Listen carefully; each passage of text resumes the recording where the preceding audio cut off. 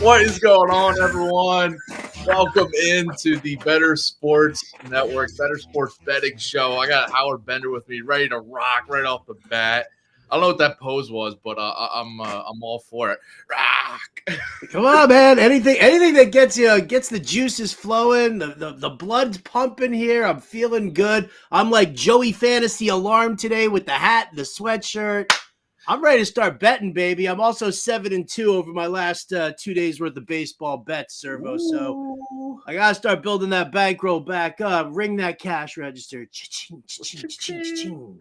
I know you. I remember the beginning of the season, you were red hot for like the first month at least. I mean, I was piggybacking off of some of your picks. But we all, I mean, that's the beauty and the angst of sports betting. We all hit the little cold spells, but you're back on the hot streak. So I'm ready to talk some MLB bets because we got all 30 teams in action tonight. We got tons of ways to go. I mean, we could spend hours on like every single game. There's so many ways to go, but excited to talk some MLB bets with you. We'll also hit on NBA playoffs or NHL playoffs talk. Anything we want to, any bets for tomorrow's games. Nothing tonight. It's all baseball tonight, baby. But got to start out here. By the way, big news today is DeAndre Hopkins getting released by the Arizona Cardinals. This is one of the big news stories in sports, especially because there's no playoffs tonight. Kind of a surprising move. We thought maybe he might be traded. Now he just gets outright released by the Cardinals, free to sign anywhere. Tons of implications for fantasy football and for NFL betting purposes, win totals, futures, all that. Go over to fantasyalarm.com right now, by the way. Andrew Cooper has his article out breaking down possible landing spots for Hopkins, the impact for fantasy on the Cardinals, and some possible win total for the Cardinals, that kind of thing. So go check that article right now. And he's got a little video reaction too on our YouTube.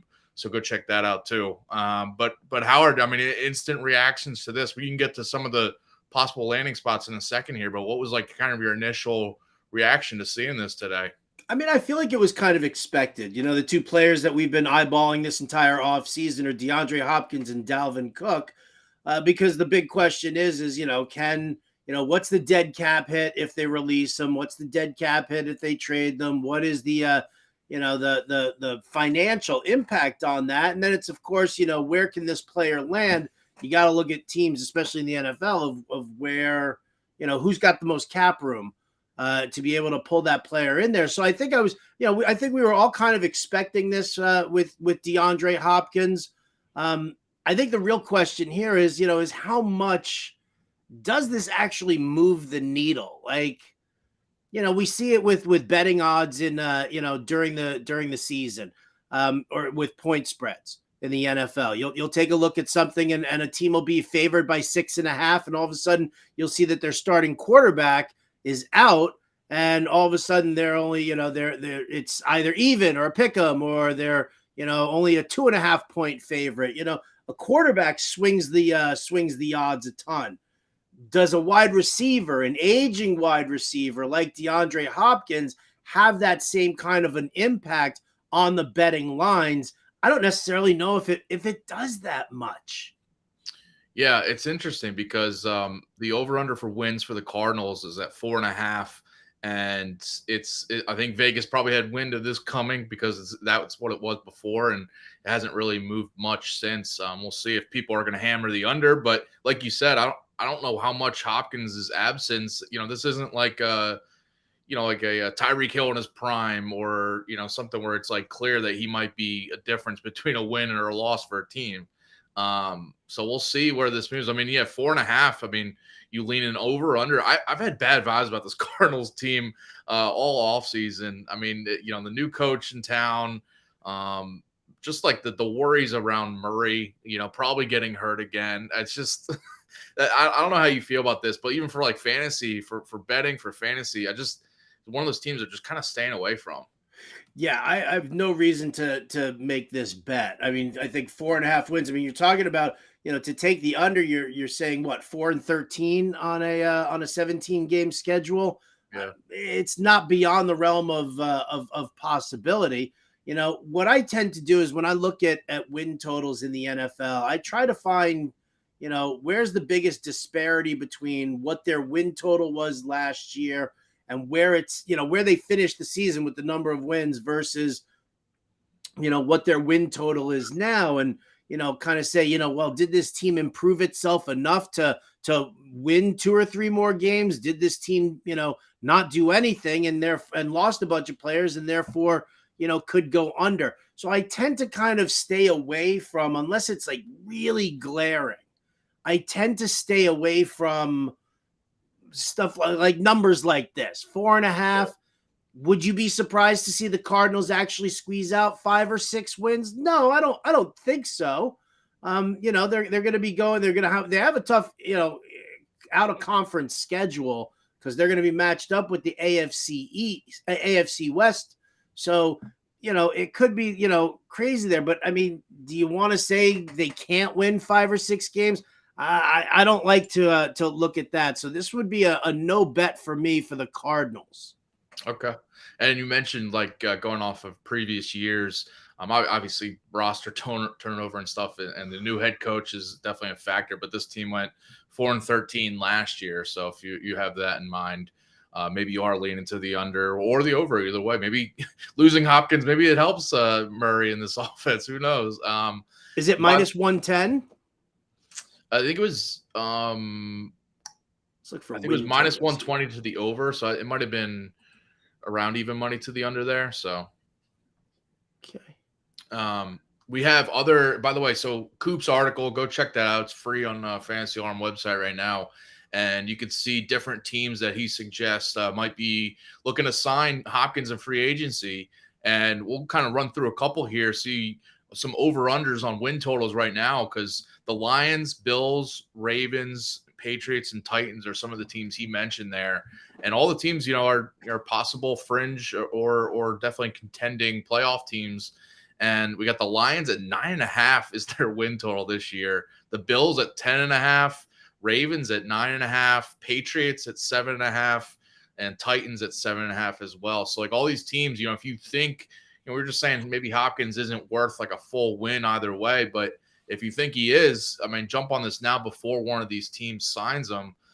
Where do you think he lands? And are you willing to take the over on any of those, thinking that Hopkins might make that difference? Well, it's kind of tough. It really is. The Lions do have cap space. I think Coop mentions this in his article, actually, is that the Lions do have the cap space to absorb him. And with Jameson Williams suspended for the first 6 months of the season, all of a sudden it might make sense for Detroit to kind of do this. I think, you could look at it and say, at 9.5 wins, if Detroit were to bring in DeAndre Hopkins, I mean, 10 wins, 11, possibly in this new look NFC North where the Packers look like Kakapupu. Yeah. You play any teams in the NFC South and you're like, yeah, I love that. So Lions 9.5 wins is definitely something I would look at. If they get Hopkins, I would consider betting the over. I mean, I think just in general, I would probably look at the over for the Lions anyway, and adding DeAndre Hopkins would probably cinch that up for me. For sure. The Bills 10.5 wins.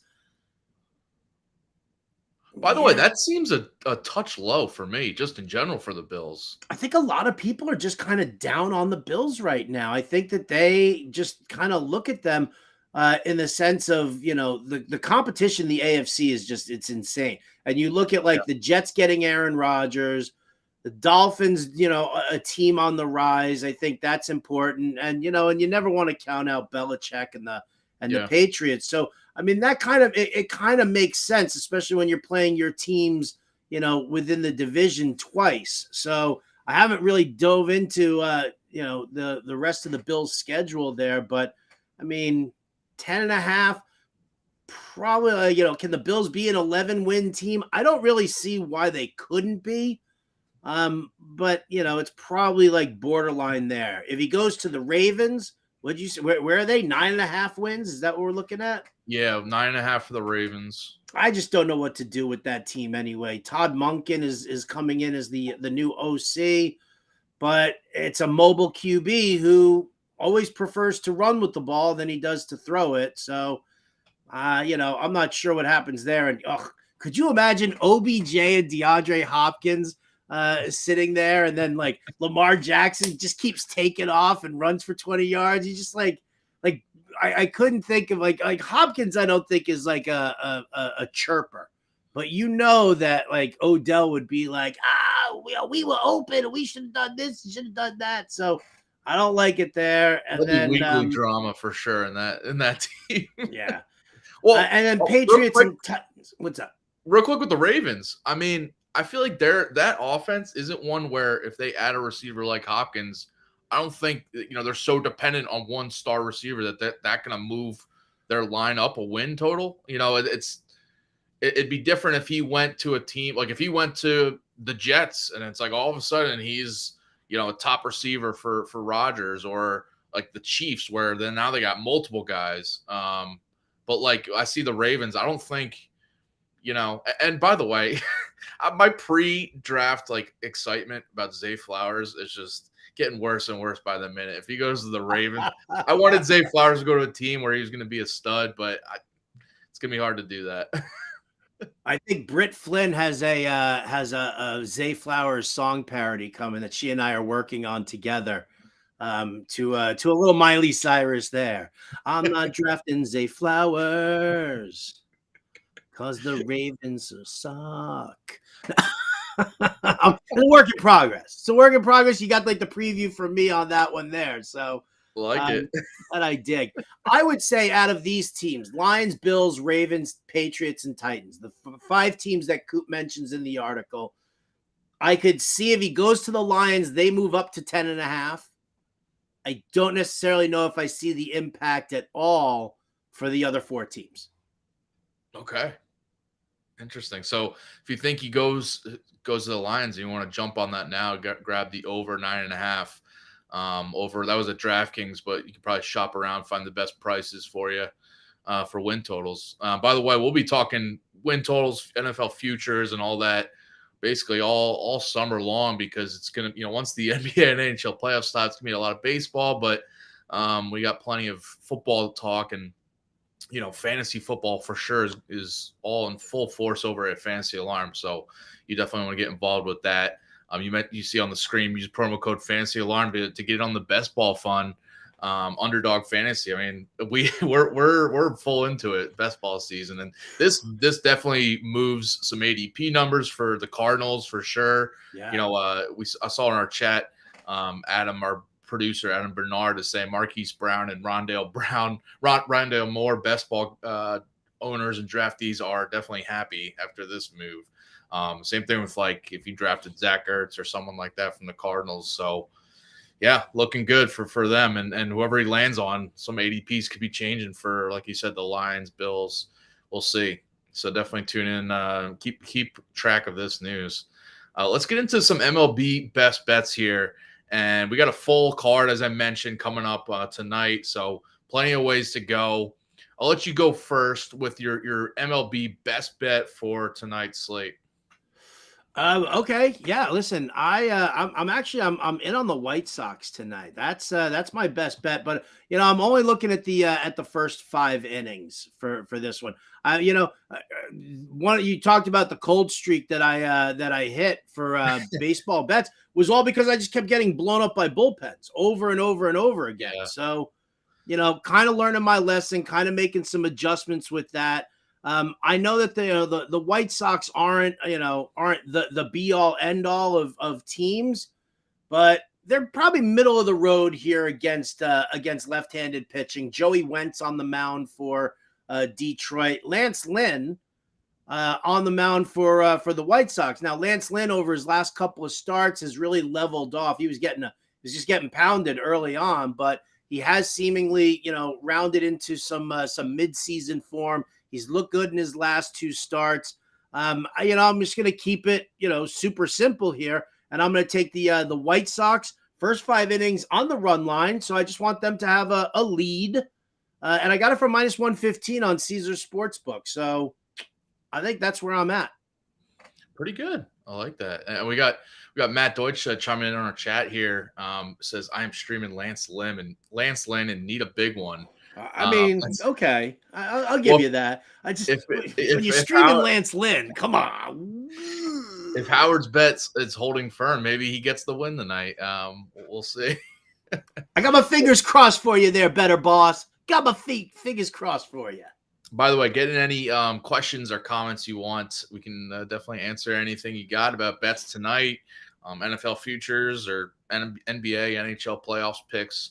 We'll be happy to touch on it all. I'll get to my best bets here, and I'm going with a trio of picks for the Pirates-Mariners game. It's a low total, but I'm still liking the under 7 here and the first 5 under. We have Mitch Keller and George Kirby going off against each other here, and they're both having great seasons, and the advanced stats back it up as well. Kirby's got a 2.62 ERA, and both of his FIP and expected ERA are both under 3. Same thing with Keller, 2.44 ERA this year, and his FIP and expected ERA both under 3. So they're both just performing really well, and the stats back it up. And they're both facing offenses that are in the bottom half of the league against right-handed pitching this year and over the past couple weeks, and specifically on the Pirates side. And that's why I'm also going with George Kirby's over 5.5 strikeouts.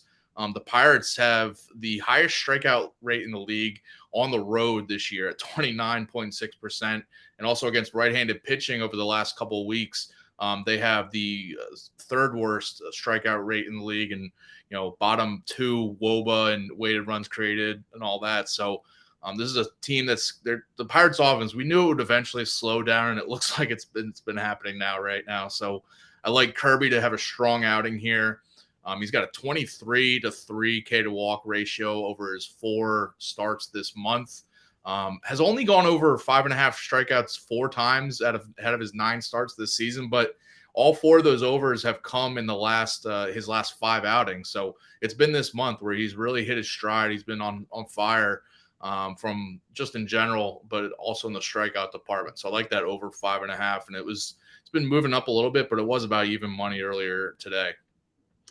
Has the line moved? Interesting, because I mean, listen, I don't mind it at all. I mean, I do worry. Yep. I do worry a little bit about, because I love the fact that George Kirby likes to pound the strike zone.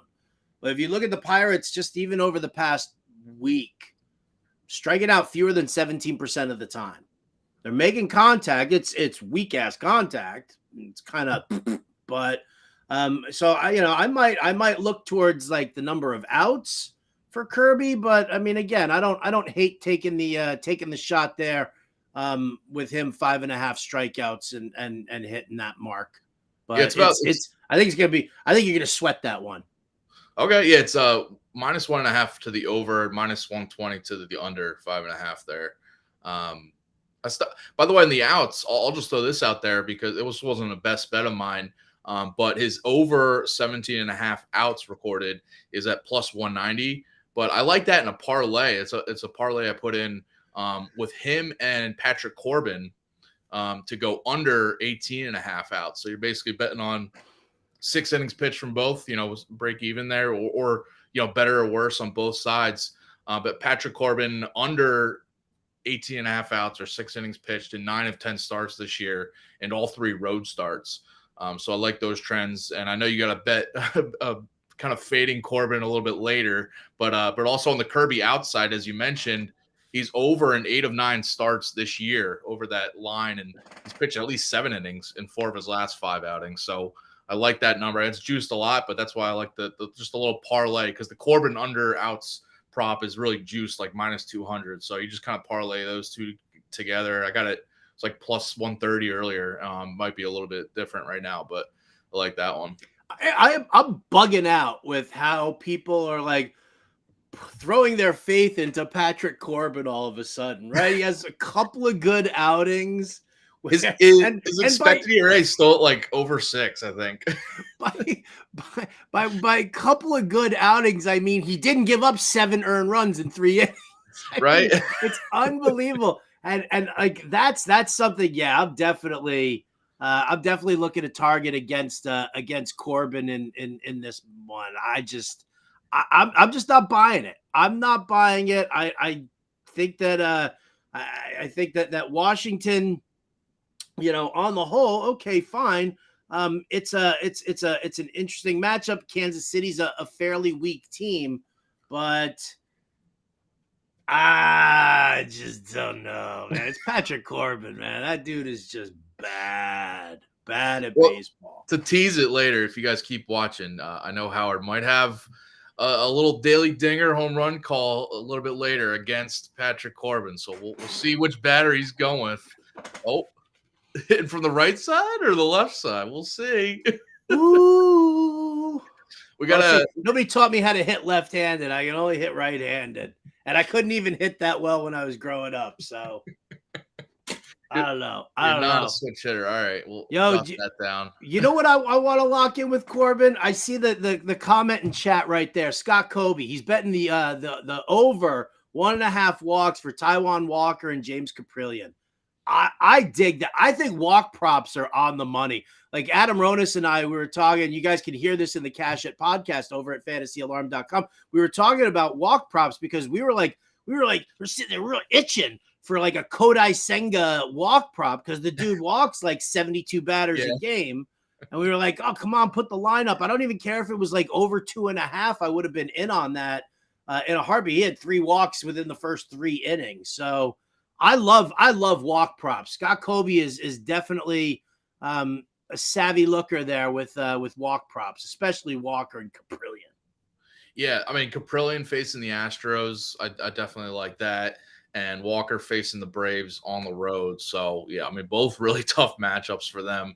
And Walker, Taijuan Walker, I mean, since coming over to the Phillies has been not what they thought he could be. I know, like as for me as a Phillies fan, it's like every Phillies fan is like really disappointed in what Walker's been doing because it's like he's just not the answer in that rotation. So, and fading Caprillion is always a good idea. So, who's a bigger disappointment, Taijuan Walker or Trey Turner right now? You're a Phillies fan. Come on, let me hear it. Trey Turner. I mean, this dude was supposed to be an MVP candidate like from day one. That's, I mean, we expect nothing less. So. He's been perfectly fine, but you know, he hasn't been the stud as everyone thought, or we've seen in recent years. But it's early; we'll give him time. Let's get to another bet here. I mean, you want to throw out another pick that you're on tonight for tonight's slate?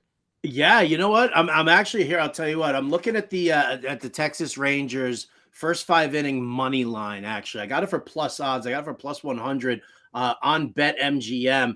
I don't know if you're going to get it much longer. Like all of a sudden, somebody at BetMGM is going to be like, "Oh, wait, Grayson Rodriguez has given up 8 home runs in his last 3 or 4 starts. Oh, wait a second here. Like, you know, yum. Give me some Corey Seager is like plus 500 to hit a home run tonight. I'm sprinkling a little something on Corey Seager at plus 500 and a little something on Adolis Garcia at plus 500 as well. But I think Texas definitely jumps out early and they scoop a lead on Baltimore. I don't want to mess with the rest of the game because, you know, anything can happen once you take Grayson Rodriguez out. I mean, Grayson Rodriguez, he's a super talented pitcher, super talented. He's just struggling with his command and control right now, like any other youngster. So, you know, I'll take the Rangers, who are one of the hottest hitting teams out there right now, and I'll lay an action on them. Again, you mentioned going with the first 5 innings on bets because of shaky bullpens, and the Rangers have. I was looking up earlier today for a bet I'll touch on in a sec, but the Rangers have, I think, the worst bullpen ERA over the past couple weeks. And even in the month of May, they've been among the worst. So, yeah, that is a bullpen that's definitely blown some leads and caused some first 5 innings bets to either cash or full game bets to lose. So, dude, that was my downfall. It was 3 straight games against the Cincinnati Reds in Cincinnati that the bullpen gave up at least 2 or 3 runs per game in the 8th inning and beyond. It was horrible. Yeah, and it's the worst feeling when your team's up by multiple runs going into the 8th or 9th inning, and then it's just you're just watching the lead blow away, and nothing you can do.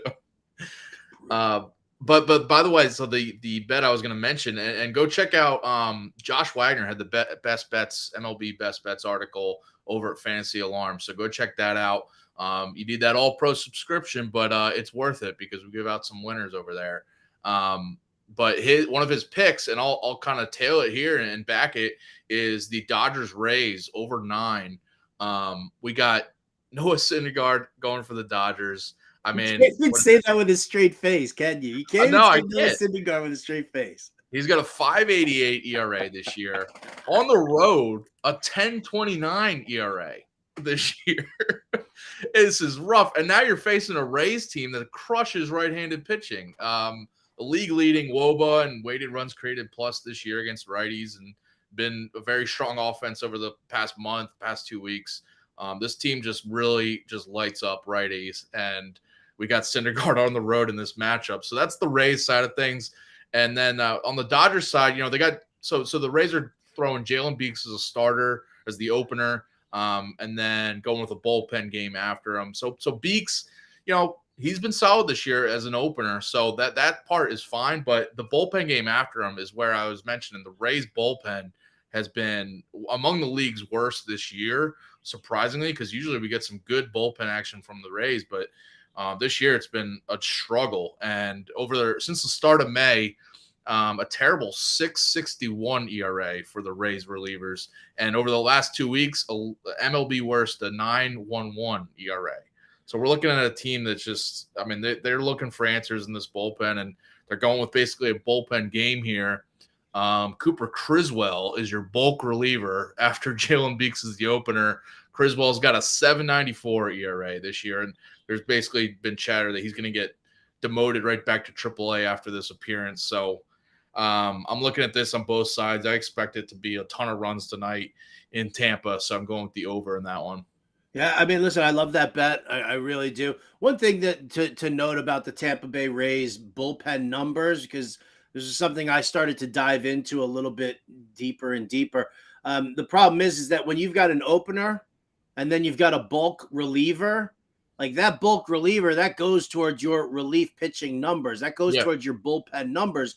So when you get a guy like Josh Fleming, who goes 3 2/3 innings, and kind of gets beaten up a little bit, it tends to, skew the numbers a little bit more, because, there's a massive difference between, a starter who goes 5 or 6 innings and then you tap into the bullpen. We're tapping into the bullpen right away. So it tends to kind of on those numbers, but I still think the over hits with the 9 runs, and I've got a couple of bets already that I put action on. I've got a single unit on the Rays team total over 4.5 runs. That's why when you couldn't say Noah Syndergaard with a straight face, I was like, me neither.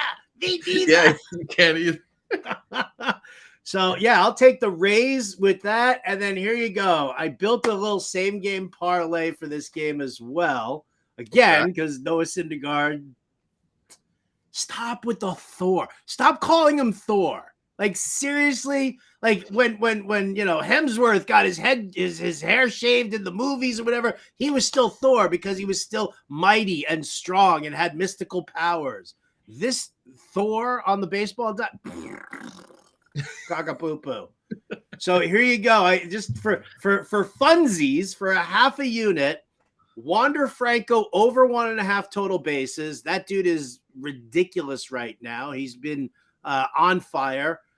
He alone is at plus 102. But then I'm matching that up. I'm pairing that with Randy Arozarena over 1.5 total bases at plus 130. I think he might go yard. And then Josh Lowe.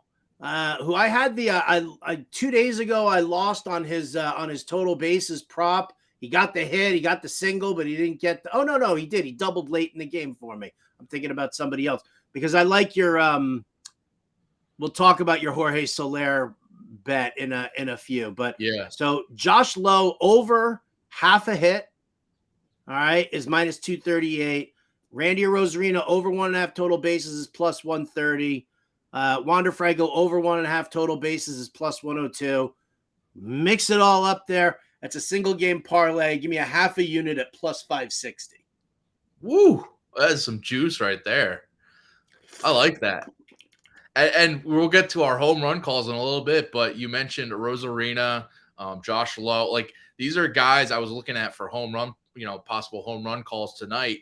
went in a different direction. But like, Brandon Lau at plus 350, I'm seeing on DraftKings, which is an interesting number there. But you mentioned Rosarina could go yard plus 500 to go deep on DraftKings right now. So if you want to put that parlay in and then maybe just sprinkle a little bit on these home run props, you can get an added boost if they go deep. And why not fade Syndergaard with us? So, of course, right. This is the game where Syndergaard throws, 7 shutout innings. He gives up 3 hits and a walk, and somebody leans in. They're like, "Well, that's baseball, Susan."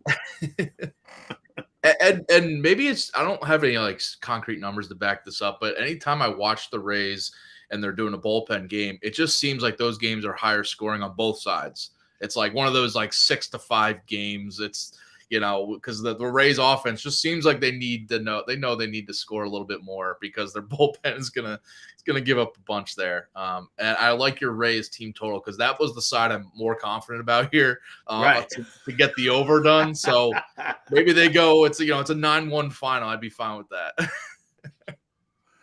Yeah, definitely. You want more? You got more? We got tons here. Come on. Yeah. There's a full 15 game slate, baby. Well, we have the Cubs and the Reds that's already in our rear view mirror. So 14 games. There's plenty to go on there. Tell everyone about the Jorge Soler one, just because I love this bet. Like, and not just because of Jorge Soler and what the prop is, but I love the style of prop because it takes away that, when you bet in total bases and it's 1.5 total bases and the guy gets a single and you come up short. It was Juan Soto yesterday. Juan Soto, I had over 1.5 total bases and he got walked 4 times in the game and he had a single. So, I end up losing that prop, but I like what you got going on. Yeah, the hits, runs, and RBI prop is one I love for batter props. Like you were just going over. I like it more than total bases because you only need basically one solid at bat. Whether he hits, the guy gets a hit and gets an RBI in the same at bat, then all right, you can go 0 for 3 the rest of the game, or vice versa. If he hits and scores on that same at bat, he can have kind of some bad games, but. You're not also rooting for an extra base hit or anything. So I like Jorge Soler here from the Marlins to go over his 1.5 combined hits, runs, RBI. A prop I actually picked for the underdog article over at Fantasy Alarm. Go check that out for just a little bit more explanation. But he's homered in 3 straight games and 4 of the last 5 contests. And yes, he's been playing in Coors Field the last few days, but I still think he's going to stay hot here. He's got 10 homers in the month of May and hitting 400 exactly over the past 7 games. So he's not just hitting for power; he's hitting for average here. And he's facing Reed Detmers for the Los Angeles Angels, who's got a 4.87 ERA this year, a 1.43 WHIP this season. And Soler's a guy who's been crushing left-handed pitching. He's got a 400 batting average against lefties this year, a 1.539 OPS too. So against left-handed pitching. So I like Soler to just be that guy in the Marlins lineup that's going to have some success and keep it going. He's been so hot that, this specific prop, hits, runs, RBI, is one I like for Soler for, the last couple weeks as he's been this hot. So, and it's been, it's been cashing because he's been hitting homers, but it's also been cashing when he's not. So I like that. I like that pick there. Also, we got another one from Scott Kobe in the chat who just, to pile on to Thor, asking about the over 1.5 walks. Believe it or not, I'm going to say no. I'm not going to bet that. He's walked 2 batters in his last 5 outings.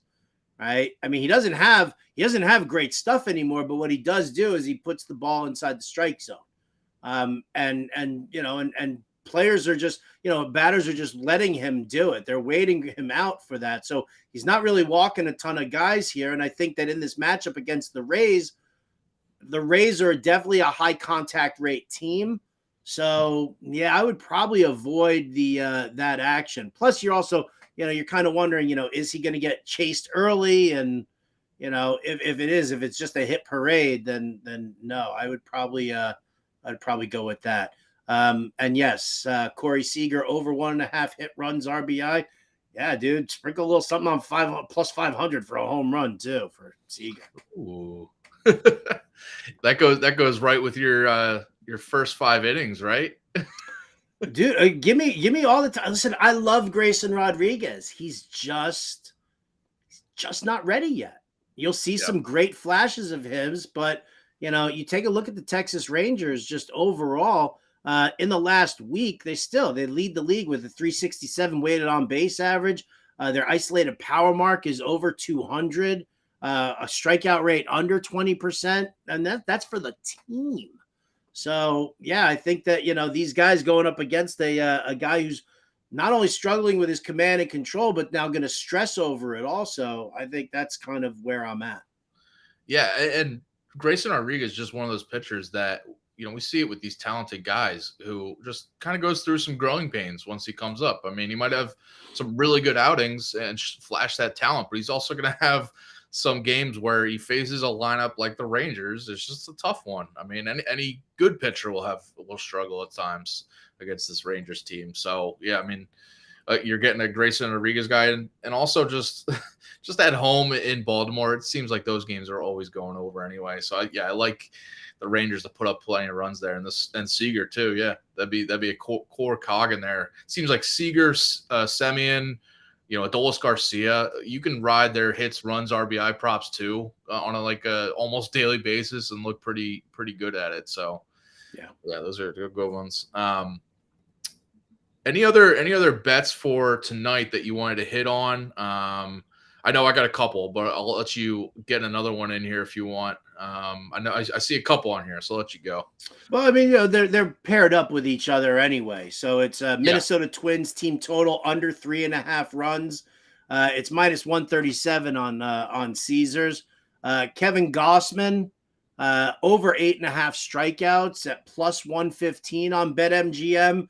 Now, Gossman's gone over that amount, I think, twice in his last 5 outings. But, the Twins right now, I think over the past week, we're talking about a strikeout rate over 30%. They're not a strong hitting team right now. They're actually struggling tremendously. There's a lot of youth in the bottom end of that lineup. And, the guys just aren't hot right now. So, I think Gossman has his way with Minnesota today. The under 3.5 runs is a nice one, a little juicy on the minus 137. But then I'll take that shot with Gossman going over the 8.5 strikeouts. I think it's definitely doable with the way that the Twins have been overly aggressive at the plate. The 8.5 is when I see a prop that high, I'm a little hesitant, even though if I really like the matchup. Is that something where you see the plus money and it makes you want to take it, or are you just really confident if it was maybe minus money, you'd still be taking it? Oh, I mean, listen, if it was minus 120, yeah, I'd be like, oh, see, Vegas thinks that too. Yeah. The plus odds on it here, it's a risky bet. It's just to me, I just look at this matchup between Gossman and the Twins and what they've been doing, and that's why I would do it. I mean, yeah, I agree with you. 8.5 is definitely a high number, but circumstances here to dictate to me to chase some plus odds. I feel you. By the way, go get the Bettor Sports Network newsletter emailed to you every day, including our daily Better Bet, exclusive offers, program alerts, special events, and top moments. You can register for free right now at bettersports.com and go head over to fantasyalarm.com for sure to get your MLB DFS lineups in. We got after us coming up shortly. We got the MLB DFS live show, the quick pick show with John Impemba and James Grande. They're doing it every day at 5:00 Eastern and helping you guys build lineups in conjunction with all these bets. So if you like Gausman to go over his strikeouts, you could definitely play him in DFS tonight. So we'll let Impemba and Grande touch more on that and his pricing and all that. But right now you can head over to Fantasy Alarm to check out all the value plays articles, the DFS playbook for tonight, best bets, as I mentioned, by Josh Wagner is up right now. And then all this weekend for sure to get your NBA, NHL stuff in for those lineups. We'll have you guys covered. I'll go to a pick right now. I like the Cardinals money line tonight. It's been moving a little bit. Saw it at plus 105 a little bit earlier, but it was plus odds like as late as last night. But this is one of those line movements where I saw it was moving and I kind of dug into it and I kind of convinced myself, and this is why, because we got Shane Bieber going for the Guardians, and negative regression is coming for him. He's got a 3.08 ERA this year, but his FIP is almost a full run higher, and his expected ERA is almost 2 runs higher. He hasn't been dominant as in years past. Bieber's a guy that's been like a Cy Young contender, but this year he's got some worrisome metrics, a career low strikeout rate and a career high hard hit rate. And now he's got to face a Cardinals lineup that's been really good against right-hand pitching all season, and especially over the past month. They got a 359 WOBA against righties, which is the second best in MLB. And all year they're a top 10 offense against right-handed pitching. On the other side here, we got Matthew Liberatore going for St. Louis. A guy that struggled last year as a rookie, but he improved a ton in AAA, and just reading up more on him, he's got improved command and increased velocity just in AAA this year, and he kind of proved it. He's got 1 start so far and came out of the bullpen for another appearance, but he's getting another start here. But against that, in his first start, he tossed 5 shutout innings against the Brewers, which is a team that struggled against lefties all year. And now he gets another favorable matchup against the Guardians, who have the league's worst WOBA against lefties this year since the start of May, and second worst all year against lefties. So I see this matchup, a great matchup against Cleveland, this Guardians lineup, and I think the Cardinals are going to give enough run support, and their bullpen's going to hold firm. So I like the money line here. It's really not that expensive, minus 105. I like it. Fun fact here about Matthew Liberatore. Do you remember a Fantasy Alarm writer by the name of Dom Murtha? Yeah. It's his cousin. Really? There you go. Wow. Fun fact for you there. That's a very fun fact. I did not know that. Yeah, I remember Dom. All right. Well, that's another reason if you to back Matthew Liberatore. Back the family. I'll throw out another one here. By the way, if you guys got any questions here, definitely ask us. I know Scott's been chiming in with his picks. Last one I want to throw out, though, is before we get to some home run calls, Mets Rockies over 11. Max Scherzer has just been, really given some bad vibes this year. Just multiple reasons. The whole suspension, and then he had a callus on his thumb last outing. I know he pitched well with it, but just that's a little bit worrisome. So just weird vibes there. And he has a 5.00 FIP this year and a career low 20 or just a low 22% strikeout rate this year. So his numbers are just slightly down. And I looked at his career in Coors Field, and he pitched there a lot from playing with the Diamondbacks and with the Dodgers over the years. A 6.39 ERA in Coors Field. So it's a guy that's clearly struggling in this ballpark. So I see that on the other side. The Rockies offense been a top 10 offense at home this year. Just one of those lineups that's just clearly better in Coors Field, hitter friendly there. And then we got Connor Seabold on the other side going against the Mets. Seabold's got a 5.97 ERA this year and a 6.50 ERA in his 4 home starts. And all 4 starts have featured at least 11 total runs scored, and the total's going over. So I see this one going over 11. I know it's a high number, obviously, with Coors Field, but I still like the over here. I talked to any Met fan, and they'll hit 11 runs just the Mets alone for tonight. I knew you were going to throw that little chirp in there. Well, I mean, come on. Let's talk to Adam Ronis. Let's talk to Justin Vreeland. Let's get their Mets opinion on this one here. Maybe Fensty will jump in on it, right? I mean, yeah. Listen, I love it. I do. I mean, listen, it makes sense right now. I mean, I don't know what the home run prop is for Pete Alonso, but I don't know why you just wouldn't bet it anyway. It's low. I think it was at like plus 230 earlier. I'll put a unit on plus 230. I'm okay with that. I think that's I mean, in a situation like that, I think it's totally fine and it's totally doable to do that. Some people are like, oh, it's not worth it, plus 230. What do you mean it's not worth it? It's plus odds in a very probable situation here. So I can dig that. I mean, I know everybody loves chasing the same game parlay odds, and they love chasing the big money odds for home run props. But I mean, be sensible with it, people. If the world's giving you a gift, open it up. All right, with that, let's get to our home run calls, our daily dingers for Friday night. I'll let you go first. Who do you got here? Speaking of chasing big old odds, let's go with Pasquatch, baby. That's why you were saying hit from the left-hand side of the plate. Listen, I love Pasquatch, right? Vinny Pasquantino.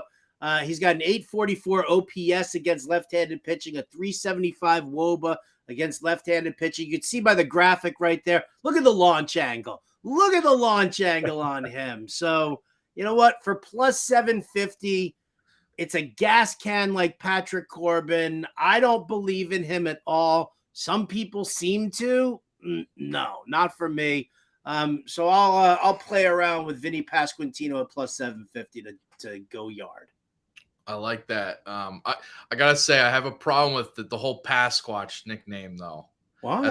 As an Italian guy, my last name's Servodidio. The Pasquatch nickname is just people not wanting to say Pasquantino. Just say his last name. People don't want to pronounce it, but come on. Hey yo, all right. So Vinny Pasquantino. Yeah, what I'm saying here is, forget about the fact that he could be a big hairy creature living somewhere in the Pacific Northwest. He's going to sit there. He's going to hit a home run in Kansas City off of Patrick Corbin. How about that? Does that work for you? I like that. I wasn't calling out you specifically because I saw you.